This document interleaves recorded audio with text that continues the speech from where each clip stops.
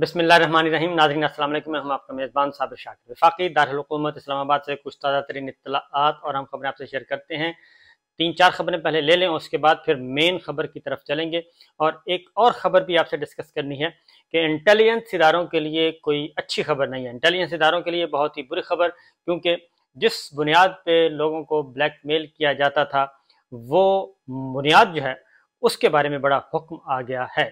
और अब इंटेलिजेंस इदारे और वो लोग जो ये काम करते थे, करते हैं, वो उनका क्या बनेगा और वो आइंदा उनके साथ क्या होने वाला है, ये सारी डिटेल्स आपके साथ शेयर करता हूँ। लेकिन सबसे पहले इलेक्शन कमीशन ऑफ पाकिस्तान, क्योंकि मामला अब आहिस्ता आहिस्ता क्लोजिंग सेरेमनी की तरफ जा रहा है। उसकी वजह यह है कि जून है, जून में बजट खेलेंगे, सारे बजट मंजूर हो जाएगा खामोशी से, और उसको किसी ने मज़ाहमत नहीं करनी। और ये 15-20 जून के अंदर 20 जून तक बजट में मंजूर होना है, और उसके बाद फिर हुकूमत का चल चलाव शुरू हो जाएगा। पार्लियामेंट अपनी मुद्दत पूरी करने की तरफ जा रही है, और इत्तलाआत ये हैं कि हुकूमत एक हफ़्ता पहले ही कौमी असम्बली जो है वो तोड़ देगी। एक हफ़्ता पहले या फिर 2 हफ़्ते पहले, यानी कि अगस्त के पहले हफ्ते में असम्बली तोड़ देगी। इस तरीके से ये कोई 1.5-2 महीने का खेल बाकी है, और इसके बाद तमाम के तमाम इलेक्शंस की तरफ जाएंगे। और इलेक्शन होंगे या नहीं, ये एक अभी तक बहुत बड़ा सवाल है। उसकी रीज़न ये है कि इलेक्शन सिर्फ उस सूरत में वो कहते होने चाहिए कि जहां 100% यकीन हो जाए कि इमरान खान साहब भी नहीं होंगे और पाकिस्तान तहरीक इंसाफ भी नहीं होगी। तो मेरा ख्याल है कि ये वो ख्वाब है जो शायद अगले 5-7 साल 10 साल तक भी पूरा ना हो सके, कि ऐसा कोई इलेक्शन जिसमें इमरान खान साहब और पाकिस्तान तहरीक इंसाफ को आप इग्नोर करें और ये तसव्वुर करें कि पाकिस्तान तहरीक इंसाफ और इमरान खान को फ्री एंड फेयर इलेक्शन में आप हरा सकते हैं। बिल्कुल नहीं हरा सकते, और दूर दूर तक इसका कोई इम्कान नज़र नहीं आ रहा। खैर 14 जमाती हुक्मरान इत्तेहाद के साथ मजीद 14 जमातें भी आ जाएं, फिर भी इमरान खान और पाकिस्तान तहरीक इंसाफ को हराना नामुमकिन है, और ये इम्पॉसिबल है। मुश्किल नहीं, इम्पॉसिबल है, सवाल ही पैदा नहीं होता। बहरहाल सवाल सुन लें जी खबरें कि इलेक्शन कमीशन ऑफ पाकिस्तान, अब चूंकि इमरान खान साहब को आउट करना है, पाकिस्तान तहरीक इंसाफ को आउट करना है, उसके लिए उनको तंग करने की कोशिश की जाएगी। अभी तक तंग होंगे नहीं, तंग करने की कोशिश की जाएगी। Number 1, election commission of Pakistan में तौहीन इलेक्शन कमीशन का मामला था, तो उस पर फैसला महफूज कर लिया है, और ये 20 जून को सुनाया जाएगा, यानी बजट की मंजूरी के बाद ये फैसला सुनाया जाएगा। और उसमें फवाद चौधरी साहब, असद उमर साहब और इमरान खान साहब। और मेरा ख्याल है कि इस फैसले के बारे में कोई ज़्यादा हम मुश्किल नहीं है कि क्या फ़ैसला होगा। इलेक्शन कमीशन से आप क्या तवक्को कर सकते हैं, इसलिए अगर एक तीर में वो 3 शिकार करते हैं तो वो कर देंगे।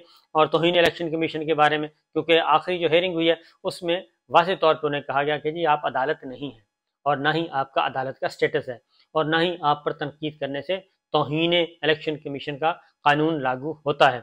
इसलिए आप इससे एतराज़ करें, लेकिन ज़ाहिर है वो नहीं एतराज़ करेंगे। तो बहरहाल एक तीर में 2 शिकार, अगर इमरान खान साहब को फारिग करते हैं तो असद उमर साहब भी होते हैं, असद उमर साहब करते हैं फवाद चौधरी साहब भी होते हैं। बहरहाल एक दिलचस्प खेल है। उसके बाद एक और सुप्रीम कोर्ट के इख्तियारात महदूद करने से मुतालिक कानून साजी की गई थी खामोशी से, और वो थी 184(3), यानी कि जो 184(3) के तहत सो मोटो केसेस होते हैं, बराह रास्त सुप्रीम कोर्ट में आते हैं, उसके खिलाफ अपील का हक दिया गया था। तो रियाज हनीफ राही ने इस कानून को भी चैलेंज कर दिया है, और इसको क्लब कर दिया जाएगा जो पहले से एक चल रहा है प्रोसीजर्स और रूल्स सुप्रीम कोर्ट के, जिसमें सुप्रीम कोर्ट पर कब्जा करने की कोशिश की गई थी, और 8 रुकनी बेंच सुन रहा है। अभी उसके साथ अटैच कर दिया जाएगा ये पेटिशन भी। उसके साथ ही एक और काम भी किया गया, इसमें जी वजारत पार्लिमानी अमूर और इनको सबको फरीक बनाया गया है। फिर एक और काम भी किया गया है कि जस्टिस काजी फाइज़ साहब और जस्टिस आमिर फारूक साहब और जस्टिस नईम अख्तर अफगान, जो कि ऑडियो लीक्स से मुतालिक केस सुन रहे थे, ऑडियो लीक्स कमीशन बनाया गया था। ऑडियो लीक्स कमीशन के खिलाफ एक अपील फाइल की गई थी, पिटीशन फाइल की गई थी सुप्रीम कोर्ट में रियाज हनीफ राही ने, कि क्योंकि सुप्रीम कोर्ट रोक चुकी थी और ऑर्डर पास कर चुकी थी, इसके बावजूद जस्टिस काजी फाइज़ साहब ने अपनी सरबराही में कमीशन की कार्रवाई बरकरार रखी और एक दिन समाअत की, और फिर ऑर्डर भी पास किया। तो रजिस्ट्रार ऑफिस ने वो एप्लीकेशन वापस कर दी थी, लेकिन अब दोबारा एतराज़ को चैलेंज किया गया, और अब दोबारा तौहीन अदालत की दरख्वास्त दायर कर दी गई है, और अब ये ओपन कोर्ट में सुनी जाएगी। इसके साथ साथ एक जो बड़ा अहम इवेंट हुआ है वो है ऑडियो लीक से ही मुताल्लिक। آڈیو لیکس کمیشن بنایا گیا تھا، اور اس سے پہلے آنریبل ججز کے رشتہ داروں کی آڈیوز لیک کی گئی تھیں. کبھی سابق چیف جسٹس ثاقب نثار صاحب، کبھی جسٹس مظہر علی نقوی صاحب، کبھی چودھری پرویز الہی صاحب، مختلف، اور کبھی چیف جسٹس عمر طاہر بندیال صاحب کے ریلیٹیوز کی جو آڈیوز ہیں وہ پہلے ریکارڈ کی گئیں اور اس کے بعد لیک کی گئیں. اور یہ کہاں سے لیک ہو رہی تھی سب کو پتہ تھا، اور اس کا بنیادی مقصد تھا کہ آنریبل ججز کو بلیک میل کرنا اور بلیک میل کر کے اپنی پسند کا فیصلہ لینا. لیکن سپریم کورٹ آف پاکستان کے صدر عابد زبیری نے آڈیو لیکس سے متعلق ہائی کورٹ کے فیصلہ جو ہے، ہائی کورٹ کا فیصلہ جو ہے وہ لارجر بینچ کے سامنے رکھا، اور وہ فیصلہ کیا تھا وہ بڑا امپورٹنٹ ہے. تو ہائی کورٹ نے مبینہ آڈیو لیک کو میڈیا پر نیوز آئٹم بنانے سے روک رکھا ہے. یہ اور ہائی کورٹ نے آڈیو لیک سے متعلق پارلیمانی خصوصی کمیٹی کا سمن معطل کر رکھا ہے. لاہور ہائی کورٹ نے ایک کیس میں فیصلہ دیا ہے جی، اور وہ فیصلہ یہ ہے کہ آڈیوز ویڈیوز کو بغیر ماخذ کے ثبوت تصور نہیں کیا جا سکتا. اور لاہور ہائی کورٹ کا جو فیصلہ ہے اس میں یہ بھی کہا گیا ہے کہ رازداری کی خلاف ورزی بڑا جرم ہے، یعنی کسی بھی شہری کی پرائیویسی کو ڈسٹرب کرنا وہ بہت بڑا جرم ہے، سنگین جرم ہے. اور اس طرح کے مواد کو عام کرنے والوں کے خلاف بھی کارروائی کے لیے فوجداری قوانین کے ساتھ ساتھ ہرجانے کے لیے سول قوانین کا سہارا لے کر کارروائی ہونا چاہیے. یعنی وہ جو آڈیوز آ جاتی ہیں، اور موسٹلی جو پچھلے دنوں آڈیوز آئیں وہ یا تو مریم صاحبہ نے پبلک کی، اور یا پھر رانا ثناء اللہ صاحب نے، یا پھر وفاقی وزراء نے آ کے بڑے بڑے لگا کے اسٹیج اور وہاں پہ آ کے بتایا کہ جناب یہ آڈیوز ہیں. اور وہ آڈیوز قومی ذرائع ابلاغ کو، یعنی کہ پاکستان کے جتنے بھی پرائیویٹ ٹی وی چینلز ہیں ان کو بھی پرووائڈ کی گئی واٹس ایپ گروپ کے ذریعے کہ جناب اس خبر کو ذرا ہائی لائٹ کریں. اور ادھر سے آڈیو ریکارڈنگ خفیہ، ادھر سے وہ ریلیز کر دی جاتی تھی اور ٹوٹے بھی جوڑے جاتے تھے. اس لیے یہ بہت ہی اہم فیصلہ ہے. اور آگے جا کے اس سے بھی زیادہ امپورٹنٹ باتیں ہیں. فیصلہ لکھتے ہیں جی کہ رازداری جو ہے وہ رازداری کی خلاف ورزی بہت بڑا سنگین جرم ہے. عدالت نے فیصلے میں یہ بھی لکھا کہ کسی بھی آڈیو یا ویڈیو کو اس کے ذریعے یا ملکیت کی عدم موجودگی میں کسی بھی طرح کی تشریح کے ذریعے ملزم کے خلاف کارروائی کے لیے ثبوت کے طور پر قبول نہیں کیا جا سکتا. اور عدالت نے یہ بھی لکھا ہے اس فیصلے میں کہ جو شخص کسی شہری کی رازداری کی خلاف ورزی کرتا ہے، اور اگر اس کے خلاف کسی ایجنسی کی جانب سے کارروائی نہیں کی جاتی تو ایجنسی کے انچارج افسر کو جرم میں ملوث سمجھا جائے گا اور سمجھنا چاہیے، اور اس کے خلاف کارروائی ہونی چاہیے. اس طرح کی غلطیوں کے لیے تعدیبی کارروائی، اور اس کے بعد اگر قانون کے تحت جائز ہو تو فوجداری کارروائی بھی شروع ہونی چاہیے. یہ ہائی کورٹ کا فیصلہ ہے. ایک ایک لفظ ذرا غور سے سنیے گا. انٹیلیجنس اداروں کے سربراہان کے لیے اور انٹیلیجنس اداروں کے لیے یہ کافی مشکل آرڈر ہے، اور ان کو مستقبل میں یہ کافی ڈسٹرب کرے گا. عدالت نے اپنے فیصلے میں لکھا ہے کہ آڈیوز اور ویڈیوز کو ریکارڈ اور اپلوڈ کر کے رازداری کے بنیادی حقوق کی خلاف ورزی ایک کثیر الجہتی معاملہ ہے. جسٹس شاہد جمیل خان نے یہ فیصلہ جو ہے ایک نجی اسکول تھا، طالبہ پہ تشدد تھا، اس میں دیا ہے، لیکن ظاہر ہے وہاں پہ آڈیوز اور ویڈیوز کا مسئلہ تھا. پھر یہ بھی کہا گیا ہے کہ کسی بھی ایجنسی وفاقی یا صوبائی ادارے کو آڈیوز اور ویڈیوز کی ریکارڈنگ کے لیے رازداری میں دخل اندازی کرنے اور اس کی خلاف ورزی کرنے کی اجازت نہیں دی جا سکتی. لہذا آگے پھر ایک اور بات امپورٹنٹ ہے کہ شہری کے حق کے رازدہی کی خلاف ورزی کرتا ہے تو پھر کسی ایجنسی کی جانب سے کارروائی نہیں کی جاتی تو ایجنسی کے انچارج افسر کو جرم میں ملوث سمجھنا چاہیے، اور اس طرح کی غلطیوں کے لیے تعدیبی کارروائی، اور اس کے بعد اگر اس قانون کے تحت کوئی فوجداری قانون ہے تو اس کی بھی اجازت ہونی چاہیے اور اس کے تحت بھی کارروائی ہونی چاہیے.